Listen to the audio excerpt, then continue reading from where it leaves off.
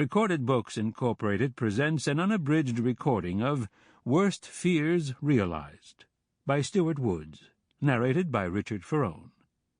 This work is copyrighted 1999 by Stuart Woods. This recording is copyrighted 1999 by Recorded Books, Incorporated.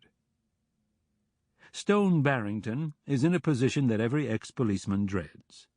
All around him, people are dying, and he suspects the killer may be someone he put in prison years before. And now, worst fears realized. Chapter 1. The pain lay buried somewhere in the depths of Stone Barrington's upper body, a cross between a slipped disc and a coronary, it seemed. It had begun after a phone conversation early in the previous winter. The call from Arrington Carter had ended everything. Now she was the wife of another man, living in his house, rearing his son. He would never see her again, except in her husband's company, and he would never think of her again without feeling the pain. He had never believed it would persist into the following spring, but it had. If anything, it was worse. He saw Dino a couple of times a week, always at Elaine's. Dino was his closest friend. Sometimes he felt his only friend. Not true, of course. Elaine was his friend, and the evenings in her restaurant with Elaine and Dino were the only bright spots in his week. His law practice had lately been boring, a personal injury suit that dragged on, a bone thrown to him by Woodman and Weld because there wasn't enough meat on it to nourish a firm with 30 partners and 100 associates. They were ready to go to trial, and the expected settlement offer hadn't materialized. It was depressing. Everything was depressing. And the pain continued, assuaged only by bourbon, and he had done too much assuaging lately. He sat at table number 5 at Elaine's with Dino and ordered another assuagement.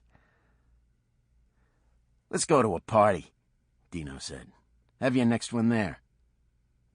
"I don't feel like going to a party with a lot of cops," Stone said. "It's not a cop party." "You don't know anybody but cops," Stone said. Dino caught the waiter's eye and signaled for a check. "I know lots of people," he said. "Name 3 who aren't cops or mafiosi."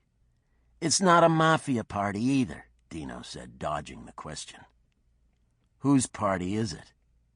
"It's at a deputy DA's." "Oh, then we get to bring our own booze." "His name is Martin Brougham, he spelled. Pronounced Broom, and he's got some money, I think. Isn't he handling the Dante trial?" Dante was a crime boss, and his trial was the most important since Gotti's. "He got a conviction this afternoon." "I hadn't heard." "Don't you watch the news anymore?" "Not much." "The party is to celebrate the conviction."